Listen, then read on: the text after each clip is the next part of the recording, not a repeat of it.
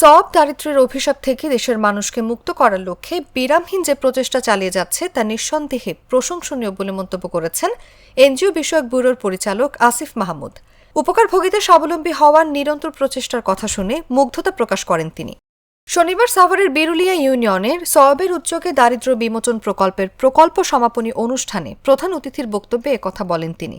এ সময় সওয়াব দেশব্যাপী তাদের উন্নয়নমূলক কাজের ধারাবাহিকতা অব্যাহত রাখবে বলেও আশা ব্যক্ত করেন তিনি। এই ধরনের প্রকল্প আসলে বেশি ভায়াবল, কারণ এগুলো ডিরেক্ট ইনপুটস যাচ্ছে উপকারভোগীদের হাতে এবং তারা ওই সম্পদ, সীমিত সম্পদ যেটা পাচ্ছে সেখান থেকে আবার সম্পদ আরও রিজেনারেট করতেছে এবং তারা তাদের family life quality of life improved হচ্ছে। তারা তাদের ছেলে মেয়েদেরকে এটা শিক্ষা ক্ষেত্রে ব্যয় করতে পারছে, তাদের লাইভলিহুড তারা উন্নত হচ্ছে।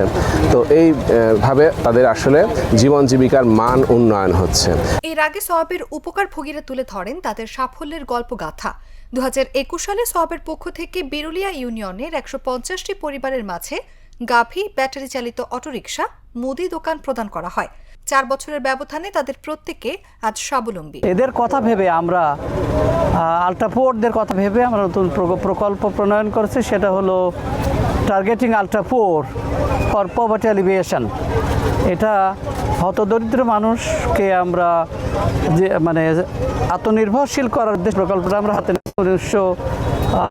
2019, 20, 21, 22। অনুষ্ঠানে সওয়াবের চেয়ারম্যান এস এম রাশেদুজ্জামানের সভাপতিত্বে ও senior programme officer Mohammad Borhan উদ্দিনের সঞ্চালনায় অনুষ্ঠানে আরও বক্তব্য রাখেন সওয়াবের director Mohammad Aftabuzzaman, general manager Lokman Hossain Talukdar, GM Abul Hasan সহ বিভিন্ন সামাজিক নেতৃবৃন্দ। অনুভা বিশ্বাস, জাগো নিউজ। বান্ডেল থাকলে প্রতি সেনমানিতে টাকা বাঁচবে। বিকাশ সেনমানি বান্ডেল কিনে জিতুন প্রতি লেনদেনে।